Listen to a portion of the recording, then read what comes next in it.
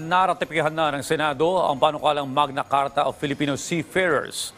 Sa pagdinig sa Senado, inisa-isa ni Senate Panel Head Senator Raffy Tulfo ang napagkasunduan ng Senado at Kamara sa Bicameral Conference Committee report, kung saan isa sa nabanggit ang pagkakatanggal sa buong Section 59 kaugnay sa kontrobersyal na escrow at bond provision na una nang tinututulan ng ilang grupo ng mga marino.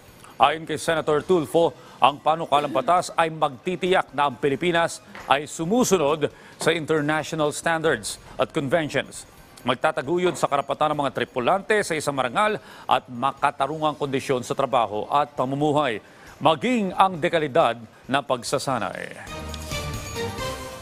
Section 59 of the recalled bill was deleted as approved and adopted by the Bicameral Conference Committee.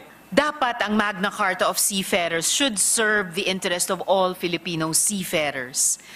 Hindi sapat na manatili lamang silang mga buhay na bayani habang sila ay nakikipagsapalaran at nagbabanat ng buto sa karagatan na walang sapat na batas na magtataguyod ng kanilang mga karapatan at proteksyon.